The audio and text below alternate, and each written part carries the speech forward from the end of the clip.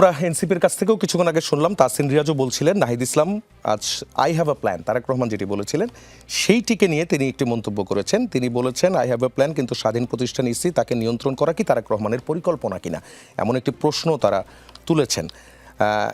এই অভিযোগের বিষয়ে তাসিন রিয়াজ আমাদেরকে ব্যাখ্যাও করেছেন, তাদের মতো করে বলেছেন। এখন আপনাদের এই বিষয়ে বক্তব্য কি? দেখুন, ধন্যবাদ আপনাকে। যে কোনো বিষয় নিয়ে কথা বলার স্বাধীনতা এই বাংলাদেশে থাকবে, এটাই তো আমাদের সবার প্রত্যাশা।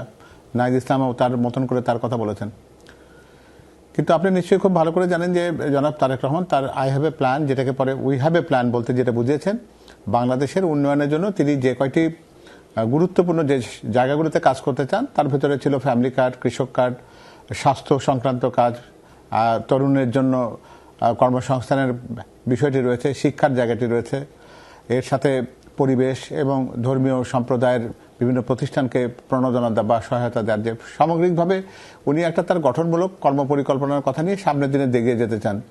তো এর সাথে ওনারা ব্যক্তিগতভাবে কেন এই ব্যাপারটিকে এই জায়গায় নিয়ে গেলেন সেটা ব্যাখ্যা হয়তো উনি ভালো দিতে পারবেন। তবে জনাব তারেক রহমান যে কথাটি তখনও বলেছিলেন, এখনও নিশ্চয়ই তিনি তার সেই কথাটাতেই থাকবেন যে উনি তার আই হ্যাভ এ প্ল্যান বলবার মধ্য দিয়ে বাংলাদেশকে আগামী দিনের তারুণ্য নির্ভর এবং সত্যিকারে বাংলাদেশের জনমনের প্রত্যাশার সাথে সামঞ্জস্য রেখে যে বাংলাদেশ মানুষ দেখতে চায় সেরকম একটা বাংলাদেশ গড়তে চান, সেই কথাটি তার পরিকল্পনার অংশ। এর বাইরে দিয়ে উনি অন্য কোনো কথা বলেছেন বলে তো আমার জানা নেই। জি, 91 সালের নির্বাচনের মতো একটি নির্বাচন তারা দেখতে চান, এরকমই নির্বাচন হবে এমনটাই তারা বলেছেন, আগের মতো কোনো পাতানো নির্বাচন হবে না। 91 নির্বাচনের বিষয়ে যেটা বলেছি, এটার থেকে আপনি কি পেয়েছেন, আপনি কি বুঝেছেন?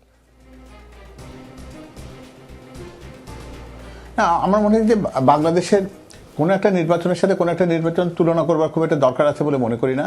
কারণ প্রেক্ষাপটটা এখন বুঝবার দরকার আছে। কারণ 91 সালে যারা প্রতিদ্বন্দ্বী দল ছিল তাদের অনেকেরই কিন্তু এবারে প্রতিদ্বন্দ্বিতা করবার কোনো সুযোগ নেই। সুতরাং আমরা যদি 91 নির্বাচনের সাথে এই নির্বাচনকে তুলনা করি তাহলে বোধহয় সেটাকে হয়তো ঠিক সঙ্গত হবে না। আমার মনে হয় যে 2012 সালের নির্বাচনের ব্যাপারে জনগণের প্রত্যাশা হচ্ছে যে তারা দীর্ঘ তিনটি নির্বাচনে তারা ভোট বঞ্চিত হয়েছে, ভোটাধিকার তাদেরকে দেওয়ার সুযোগ দেওয়া হয়নি। এবারে নির্বাচনের মধ্যে দিয়ে অন্তত তাদের সেই যে অপ্রাপ্তিটি ছিল সেটির তারা পূর্ণতা এবারে দেখতে চায় এবং তারা তাদের কাঙ্ক্ষিত যে প্রার্থী আছেন, কাঙ্ক্ষিত যে দল আছেন তাকে সমর্থন করে তারা আগামী দিনে তাদের আকাঙ্ক্ষার সরকারকে বাংলাদেশে প্রতিষ্ঠিত করবেন।